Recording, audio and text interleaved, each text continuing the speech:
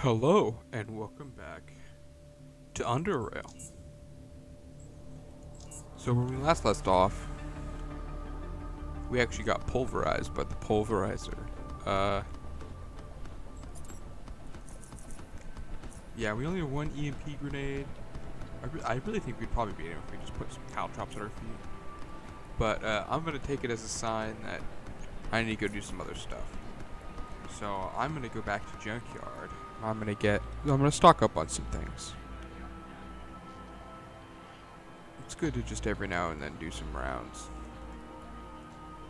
And maybe we'll come back to the arena at a later date. Maybe we'll go to some of the other towns and cities in the game.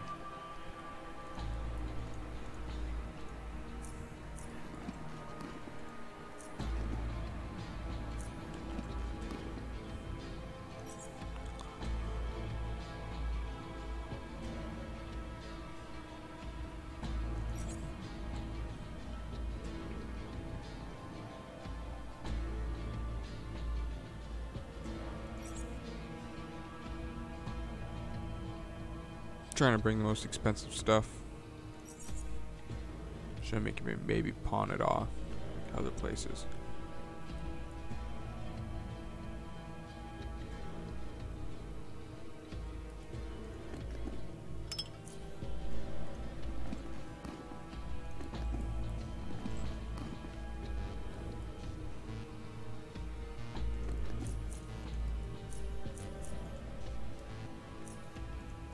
Alright, so we need to go to Junkyard.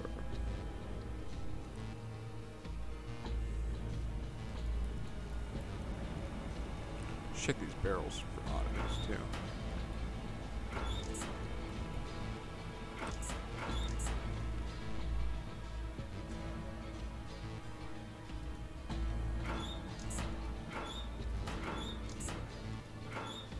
Okay, there's an oddity.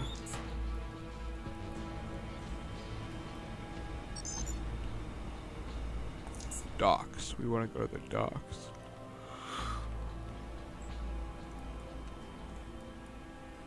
Any of these barrels got anything interesting? No one had a single coin in it.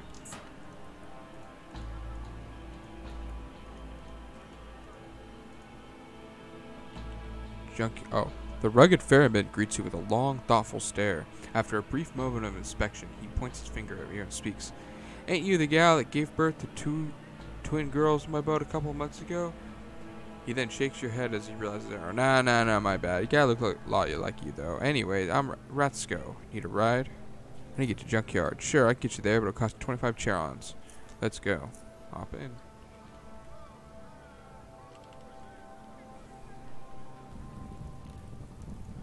Alright. I need caltrops. I really like poison caltrops, but honestly, regular caltrops are pretty good in most cases. Poison ones are nice because they're actually lethal.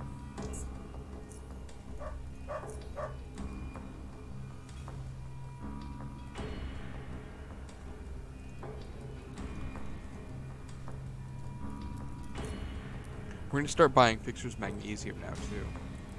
Because he does sell magnesium. Show me where it leaks. Oh, that. All this stuff. 52 points. I think she actually can sell caltrops too. But not today.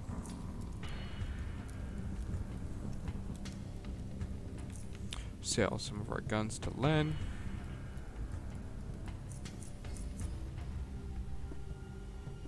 Oh, we'll buy mushrooms off this girl too. Buy those. Alright.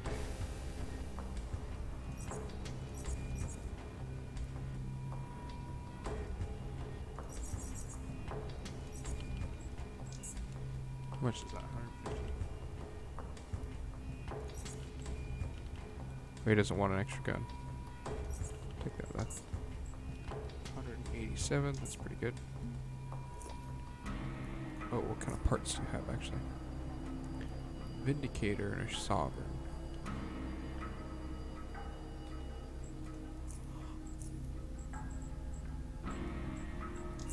64 is quite a bit. We've got 64 mechanics right now. So we can grab some decently high level stuff.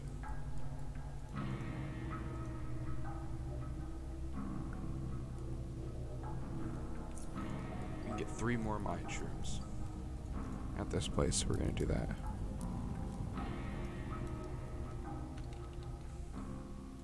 These rat hounds don't respawn, but the mushrooms do. I think I mentioned that before.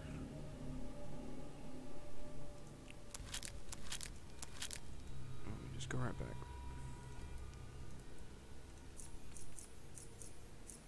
Sail over to SGS. Because I think Quentin also sells magnesium. Magnesium will be nice.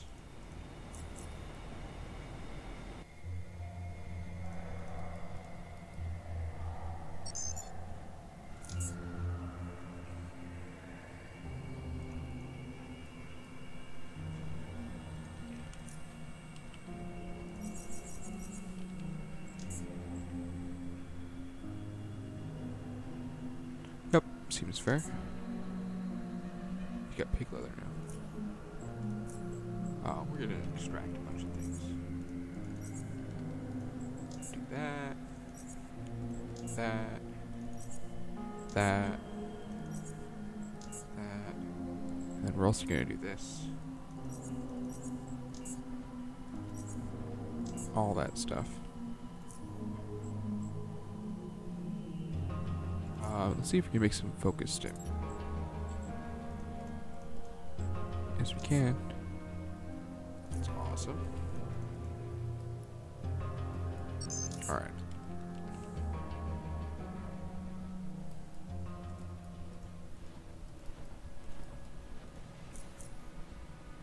Let's go to Foundry.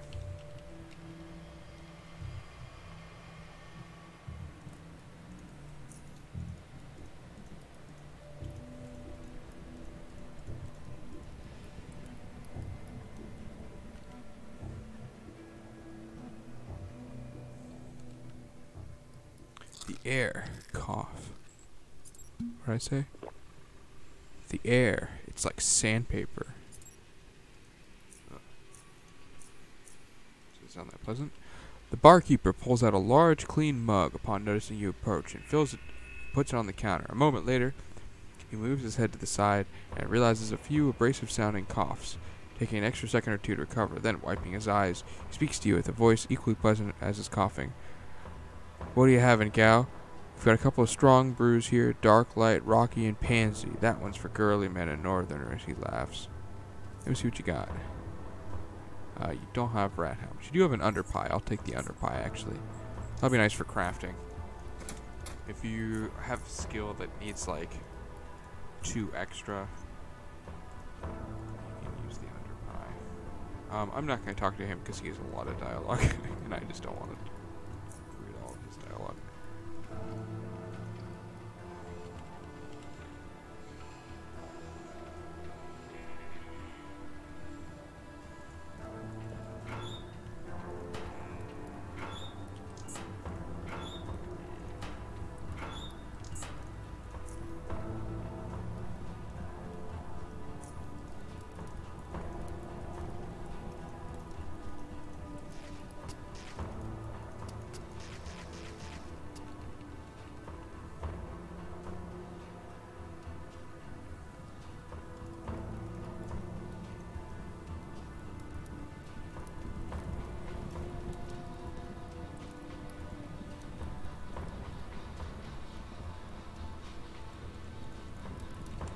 Yeah, so there's a quest that you can complete by coming down here. I'm gonna try not to spoil the quest because there's an alternate way to do this quest, but I'm gonna do it a different way. I'm just gonna really quickly go through this. If you plan on playing this game blind, just skip ahead. I'll probably timestamp it in the description. But, yeah, just skip this part, because this is very spoilery.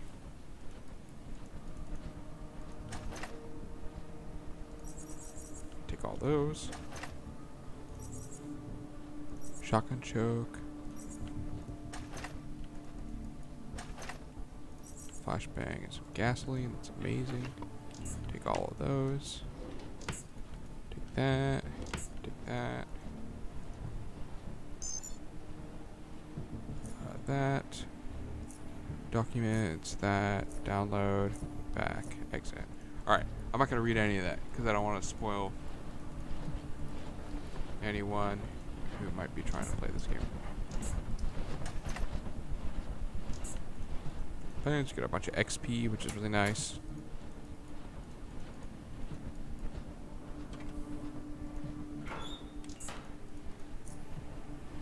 That was a shiv. Flashbang. Another XP. We have exothermic aura. Alright.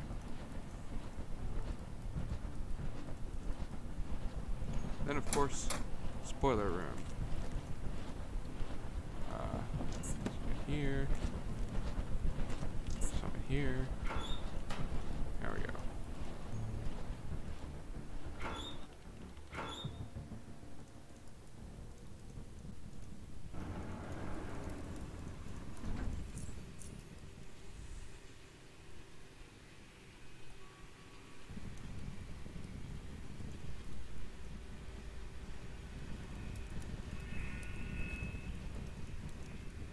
Yeah, so if you want to start most of the Foundry quests, you have to go down there. I think there are other ways to start most of Foundry quests, but that's the easiest way to do it. Man pays no attention to you, since he seems to be engaged in conversation with another man. A pair of frowning eyes track you as you make an approach. Before you is a thin, short man wearing a well-made leather vest, finely polished shoulder pads cast out of metal. His coal black gloves, leather boots, and pants seem to be of the same high quality. He addresses you with a tone appropriate for his displeased expression. What is the meaning of this? Who are you? Actually, it doesn't really matter anyways. We were busy, so if you could leave us to our discussion, we'd really appreciate it. I won't bother you. And he simply turns away from you. You again. I need to ask you a couple of questions. You're the mealy places. You briefly extended a look with the man standing next to him. I see where this is headed. Fine, I'm Martin Marshall. You're right. I am Mayor of Foundry. And the gentleman next to me is Chief Dalton, banner of Foundry Guard.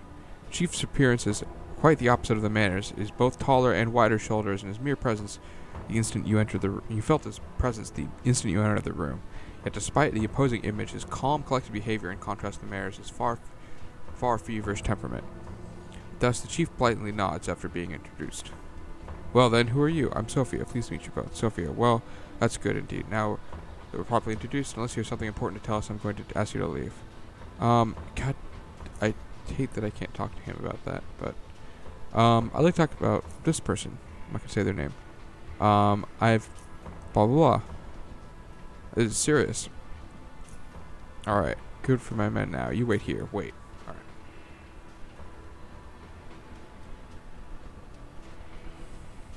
Unbelievable.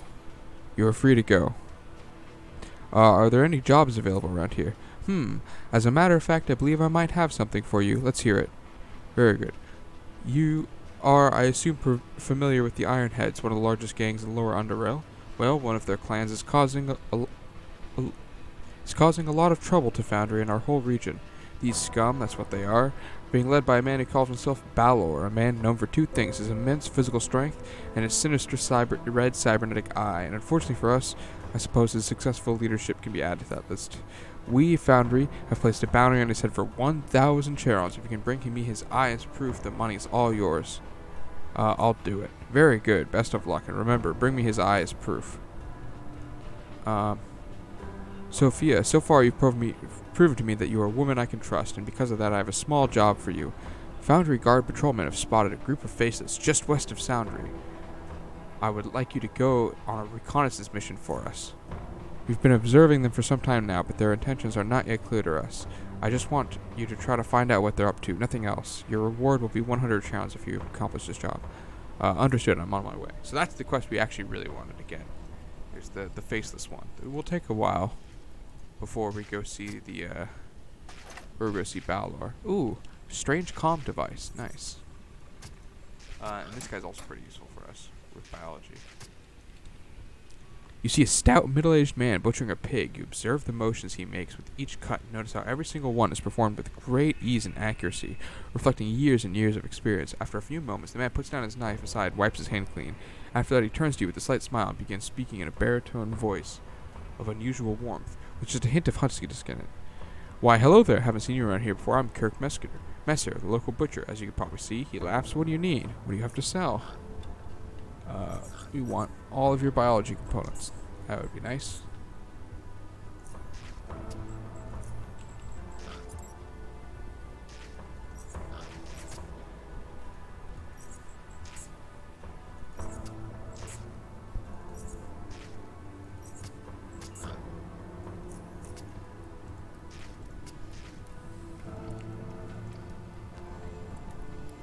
And we'll sell some stuff to the sky. You see a thin man soldering some components into a copper-colored circuit board. He doesn't immediately notice you, which gives you a few moments to observe him. His dark hair is streaked with aluminum gray strands. His wrinkles form ravines in his face, and his hands are only steady when soldering. Iron meets the board. Yes, some strange, subtle signs give you a feeling that this man is somehow younger than he appears, but you are unable to pinpoint exactly why. Your thoughts are interrupted when he notices you. Oh, welcome to my electronics store, friend. Name's George West. You ought to say something, cause I can't help you if you don't. I don't know you're here. He smiles. What have you got? Don't need any of these things. Oh, he doesn't want that. Okay.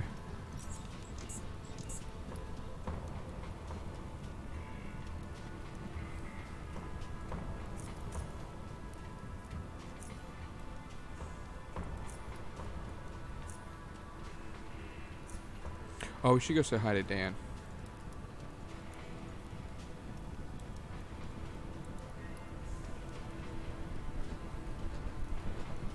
There's a guard here named Dan. He's funny. You see a man leaning on a rusty fence. Judging by his appearance, he seems to be one of the Foundry guards. But unlike the others, his watchful eyes seem to be more concentrated with evaluating passing women than trying to catch signs of unlawful behavior. He straightens up upon seeing you approach him. Coming up just taller than average, picks up his rifle, which is also placed against the fence, and offers a friendly, informal greeting. Hey girl, how's it going? You seem pretty laid back in comparison to the other guards. He chuckles. You got me there. Might surprise you, but being a guard in Foundry is a very, very boring job. You gotta stand around all day, breathe this damn polluted air, and worst of all, you have to be nice to people. It sucks. I just want to shoot things. It's simple. The outer perimeter's patrol, at least. You have to fight something. But in here, absolutely nothing interesting happens.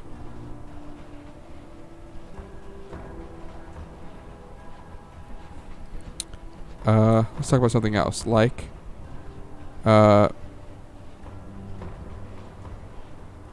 you tell me something about Foundry? Look, friend, you better ask someone else to be a tour guard.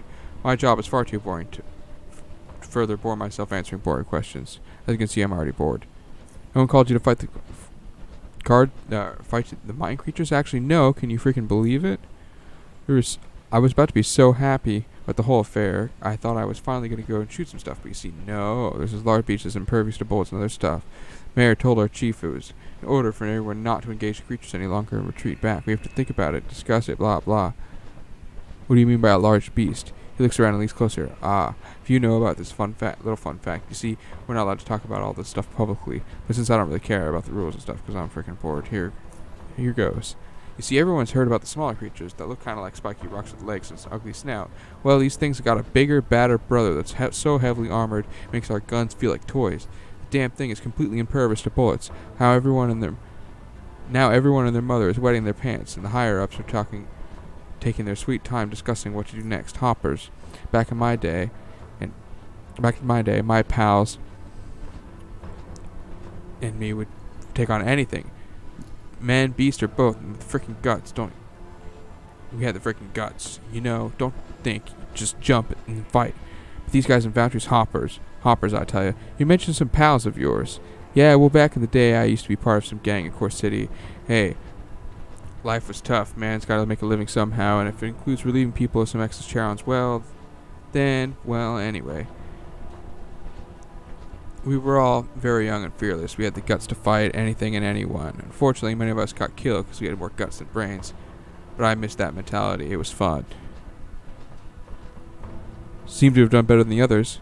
Yeah, it wasn't for my best friend, I'd probably be decomposing in some dish right now. Him and me, we used to be so close, like eyeballs. Bad comparison, sorry. The point is, we were very close. We got in so much trouble together. Thankfully, we always pulled through. Who is this man? Gorski was his name. He was this big, strong bastard, tough as hell, you know. No-nonsense kind of guy who'd punch you in the face and break every bone in it if you even looked at him the wrong way. He makes a brief pause. Damn, it's been like 13 years ago since I last saw him. Heard somewhere that he later went to Southgate Station. I missed the bastard. Place is so damn boring. You heard right, he did move to ICS. I came there too and had the pleasure of meeting the guy. Gorski, yeah, I know the guy from SGS. It's definitely hard to miss. Well, I'll be damned, he laughed. This is incredible. How's my old pal handing up? From what you told me, you say he hasn't changed one bit. He laughs. I'm so glad that man hasn't changed. He used to be a beast. You know what? When you see him again, tell him Dan Fort said hi. He'll recognize the name right away, unless his memory went to hell after these years. But nah, even he wouldn't forget his old pal.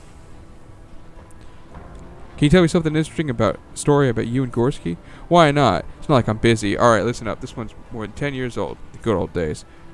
As I already mentioned, Gorski and I used to be part of the same gang. Life was decent with those guys. We had the skills and the courage. And because of that, we had a bit of money in our pockets. So one day we were on the prowl in the vicinity of Core City when we ran into a rival gangs on patrol, the Black Crawlers. They used to be our biggest, baddest gang. They used to be the biggest, baddest gang in Core City, and even that little patrol seemed like an army in comparison to the few of us.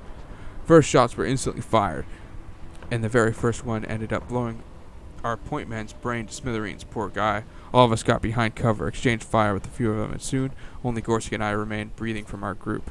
Bullets went flying all over the place. Grenades exploded around us. It was pure chaos. A dozen of those damn crawlers were still alive, and it was slowly approaching our position.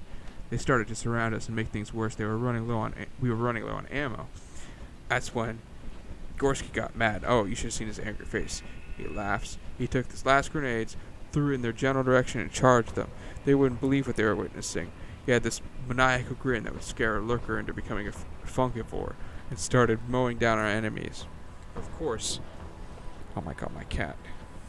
She's like, please play with me. Of course, I couldn't let him have all the damn fun, so I stormed them too, and together we started annihilating everything that moved. I screamed at the top of my lungs while emptying a magazine at those poor fools. Just bra-ta-ta-ta-ta.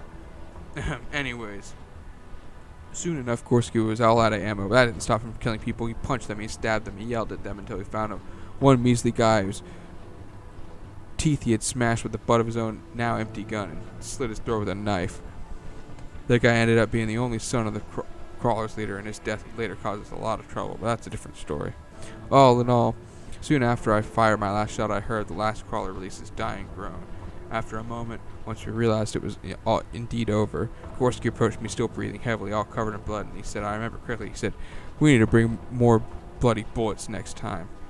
You barely make out the last part of the sentence due to him bursting out in laughter. Oh man, it was all so crazy. To this day, I have no idea how we survived against such slim odds, but, well, just the two of us at least. That was amazing. You had to be there, girl. I had to be there to fully experience the carnage. He laughs. Those were the days. Again, tell Gorski I said hi. Next time you see him. Gotta move. See ya. Alright.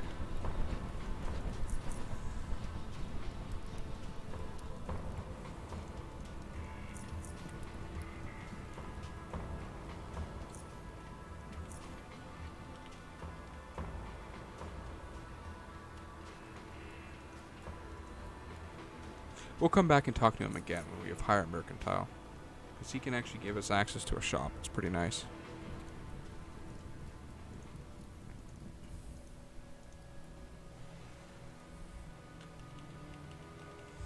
But we got the things we wanted to know. We wanted to know that quest from Foundry was the big thing.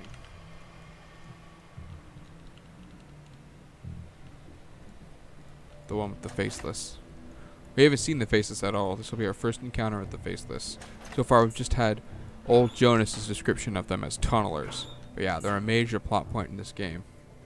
And they're very interesting. They're the people that invaded Core City. Actually, we have seen them.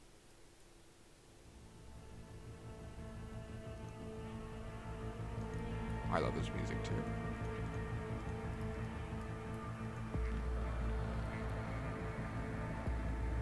There's their tunneler. The quadrupedal Faceless approaches as soon as he notices you. His weapon is raised, aimed at you, yet he seems reluctant to immediately open fire, instead opting for an emotionless stare. Give him time to see what his intentions are.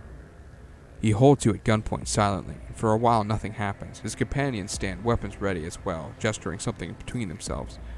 He then reaches for something on the inside of his chin of his mask, and soon after that you can hear a crude, synthesized voice. Identify yourself.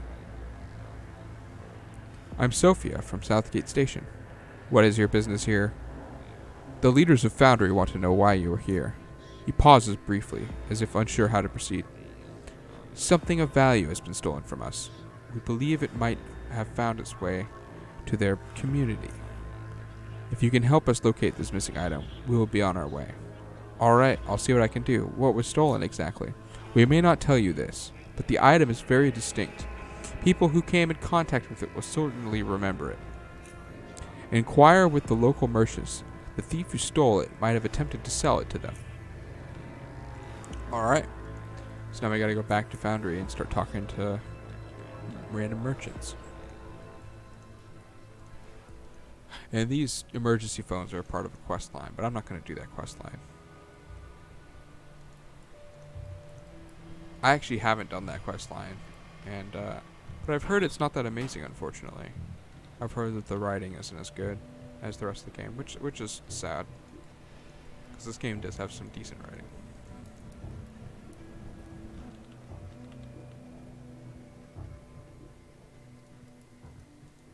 So now we're going to talk with the local merchant. You look like you could get a good brew to lubricate your dry, friable throat. I don't know what the heck that means. Do you remember anyone coming to you with the strange items? I cannot describe the item, but it's something you would definitely remember. I'm not exactly sure if this is relevant, but he coughs. Some strange people did come by to the bar. I don't know, recently. We get all sorts of kinds of people in here, but those folks somehow stood out from the typical trash. You could tell by they were up to no good. It's the little signs, the way that they look at people, behave, speak, you dig? And one of them had this metal box he was clinging onto, like he kept his brain inside, he coughs. Brains or not, there was something important in that box. Do you know where they left afterwards? Nope, sorry. Well, what really surprised me was the fact that Hugo, one of the locals and a frequent customer, knew these people. Yeah. And the group came pretty relaxed when Hugo showed up. They had a couple of drinks together, laughed, you dig. They seemed to really know each other for a long time. And then they left the bar together, again, laughing and all that, he coughs. Now, Hugo's a good man. He's made a few mistakes in his life, we all do, but he's a good man. So why he'd be hanging out with a bunch of low-lifes is beyond me. Where can I find Hugo? He lives in the residential area, right near the slums entrance. Small house. First one is right as soon as you enter the area, he coughs. If you miss it for some reason, just make sure you don't go into the slums themselves. Avoid that tunnel, you dig? Alright, I'll be going now. See ya. See if there's an oddity. Oh, there is. Foundry plans. Old, partially burned foundry plans. Unfortunately, you cannot make out the date they were drawn.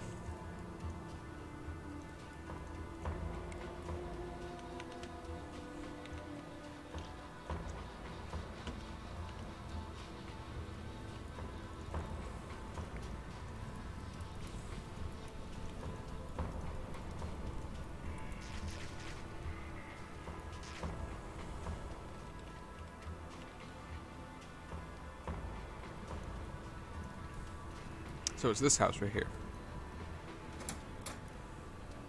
Hugo's not here. The woman turns to you in an instant you enter. Her eyebrows raise, and so do the corners of her lips to form a smile. The smile that lasts as long as a hopper in a burrow's nest. As soon as she realizes you are not the one she's expecting, it collapses with a thud. Hugo, is that... Oh, she coughs. How may I help you? I'd like to talk to Hugo. I'm sorry, but he isn't here right now. Come back some other time, please. Where is he?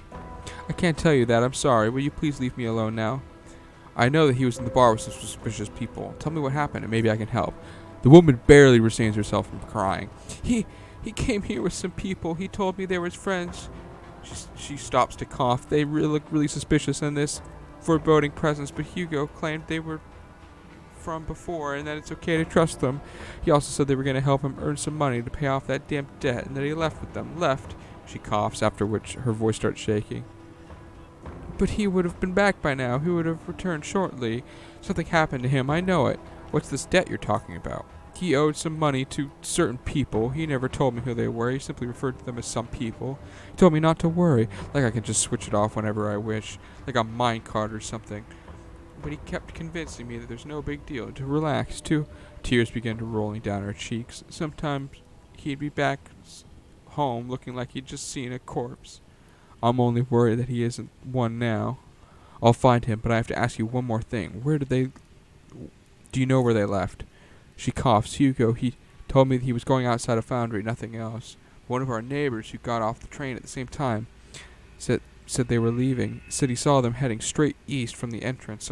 Who knows where he is and what's happened to him. Please, if you find him, bring him back. Please, bring my Hugo back. I'll see what I can do. Take care. So if you help Hugo, Hugo will actually be a massive help for you. And in dominating mode, the fight that you have to do in order to help off Hugo is really hard. It's a really tough fight.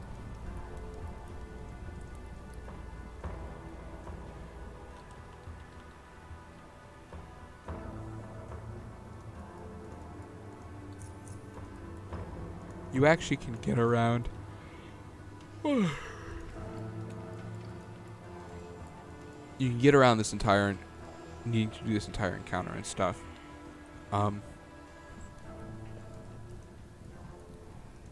If you actually have persuasion, which I do have persuasion, but I think it's good to show that I can do this, and you don't have to take persuasion.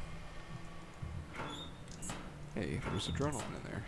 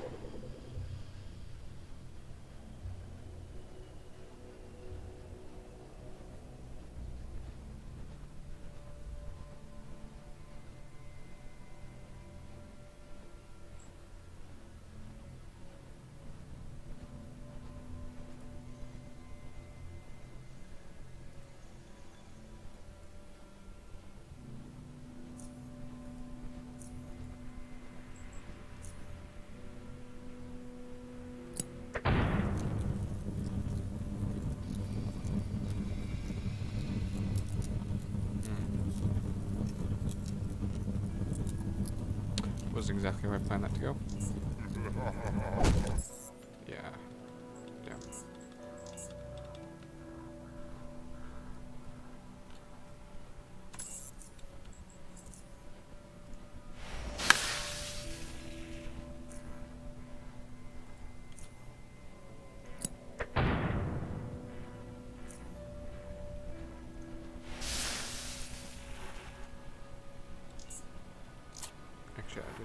sprint at all.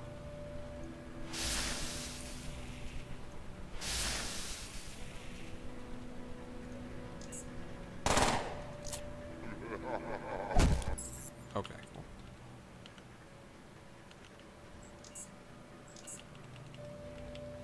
Alright, I'll just call it here then.